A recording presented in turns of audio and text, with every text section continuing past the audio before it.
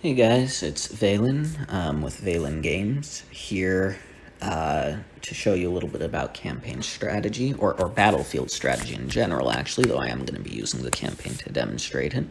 All the basic battles do typically work the same, though they may have different layouts and different types of enemies, but the basics are pretty consistent. It's always important to look at the win conditions in a campaign. And in this case, by the way, I'm going to be running it on Chapter 5, since as you can see, it's right on the line of my ability to pass with 3 stars, depending on the level. But yes, you want to watch for those victory conditions. Most of them are going to be like this: defeat all enemies within 10 turns. However, there are a couple of other types which they've showed us so far, such as, if I can find them over here. Looks, some are just survival, where you have to survive 5 turns or more, and though they don't seem to have it in Campaign 5, there's also one where you just need to move to a specific area of the campaign, of the battle map, rather. So let's start and look at the standard defeat all 10 enemies mission type.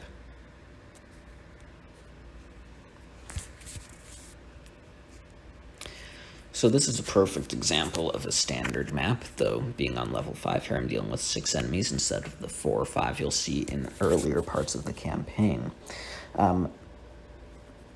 Pretty much no obstacles here, and starting on opposite ends, this is going to allow for one of the most common strategies I've found to be effective.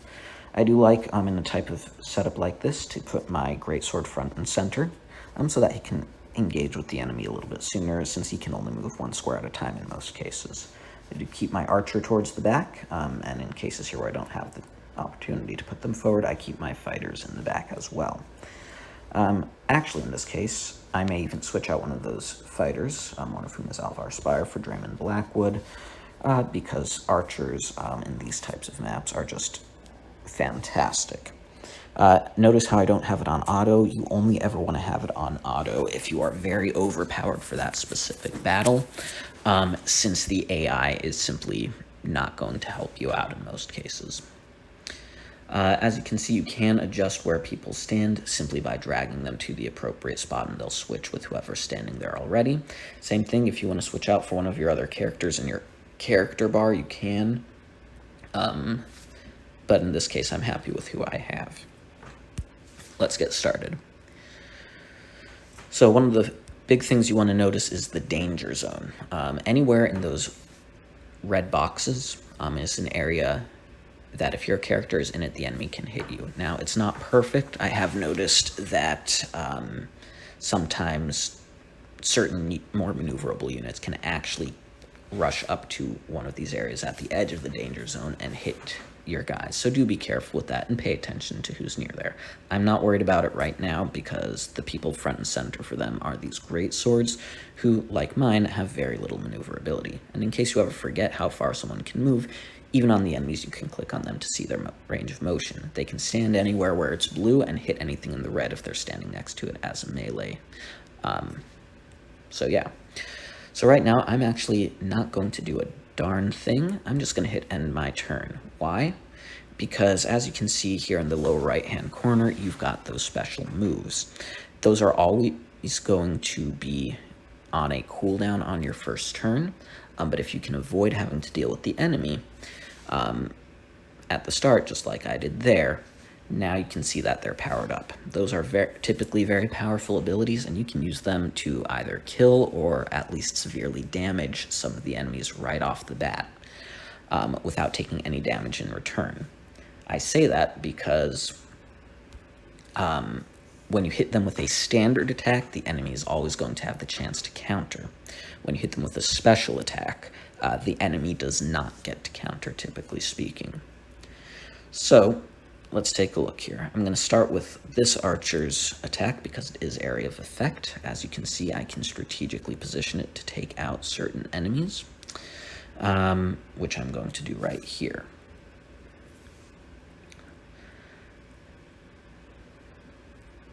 I do want to be careful of this dual sword guy right here. He is typically easy to kill, but he can deal a lot of damage in return. I'm going to see if my great sword can take him out right off the bat. That's going to be very helpful for me. Unfortunately, he couldn't, but I can move. Nah, I don't want to move him into range because then, in order to hit him, he would have to be here, which would put him in striking distance of this great sword. So I'm just going to let my great sword soak up the damage from him. And then I'm going to use this archer to hit one of the great swords. May not take him out, but again, it should go a long way towards hurting him. Finally, I'm going to move my fighter in here, because right now my archer is in serious danger from those great swords, and hopefully my fighter can soak up some of that damage. There we go. There was that counterattack I was speaking about. Now, by the way, when it comes to counterattacks on the bowmen, since they're hitting from a distance, as you saw, if they hit a melee fighter, that melee fighter will not. Sorry for the little glitch there, guys. I had to answer a phone call. Anyhow, where was I?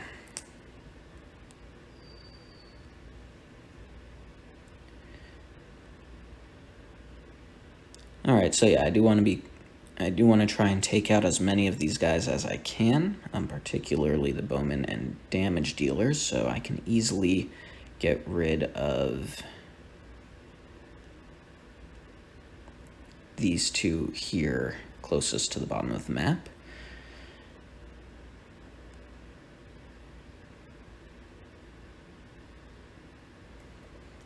In this case, I'm going to use one of my archers here to take out that assassin. Ooh, that did not work as well as I had hoped. But that's alright.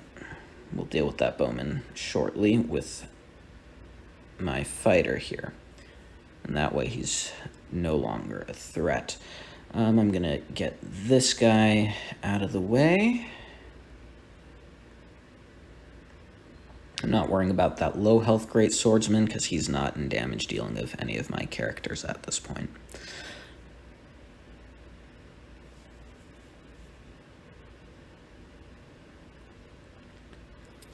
Alright, so I'm going to use my great sword now to engage this shieldsman. He won't be able to kill him, but he's going to come close. And I'm going to use my archers to take out the remaining great swordsman. And once that's done, this is pretty much over. I've still got 3 characters, and my great swordsman, that little shield guy, does not stand a chance.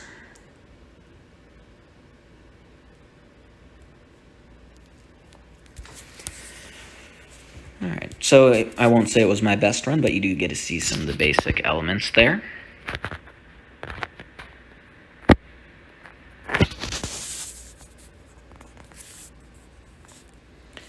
And again, really making use of that danger zone is extremely, extremely important. I really cannot express that enough, how important it is to pay attention to that. We're now going to take a look at one of the other common types here, which is going to be the winning condition of getting to a certain point on the map. I've just got to find the right one. Here we go. Move to targeted location within 10 turns. Typically speaking, you're going to use a horseman, an archer, or a fighter to move to these yellow boxes. You end any one of your character's turns in those yellow boxes, and you have won the battle. Now, I'm overpowered for this map. Unfortunately, the one where it would have been a bit more of a challenge for me, and therefore more realistic to show you with, is currently on level 6, and the level I am currently stuck on, actually. So I'm going to show you here on campaign level 4, and I'm just going to be a bit overpowered for it. But I will try to use the same characters I did to beat it with 3 stars the first time, so you can at least generally see what I did. I'm going to probably be getting over to those boxes with either my archer or my fighter, so I'm going to have them on these closer boxes there. It will most likely be my archer because he's going to be able to be keeping a better distance from the enemies. I'm going to use these guys at the back to keep the enemy distracted in the meanwhile. So first things first, I'm going to check out that danger zone. I'm going to move my archer out of the way so that he's not taking any damage. I am going to keep my swordsman in the danger zone because the only one he's going to take damage from is my archer. That archer. It's not going to do a huge amount, and I'm going to need him to be close enough to that archer that he can run interference shortly. I'm also going to use him to quickly take out that box so I don't need to waste time going around it later. Going to keep my fighter here just out of the danger zone. So he's going to stay where he is. And then I'm going to use this archer to start weakening these enemies.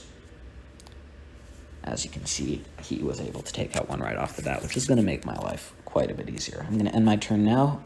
Most of my guys aren't going to take any damage whatsoever, with the exception of my great swordsman, and now they all have their special abilities powered up.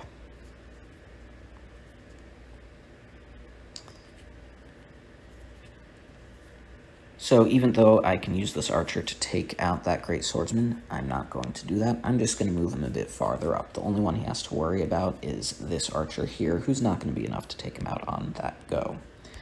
I will use my great swordsman here to distract these two guys.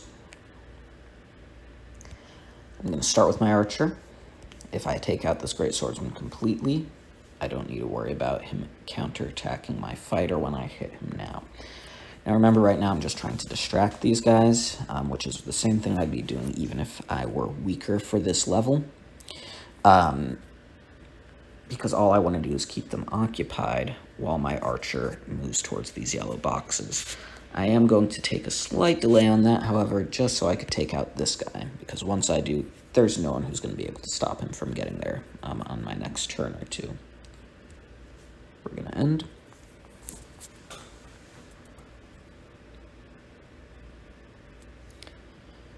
Now, had that last one who was standing there survived, I'd be moving this guy out of range now. I don't need to worry about that. I'm also going to move my fighter out of range. This is going to be also I can end on 3 stars no matter what, because that guy's not going anywhere.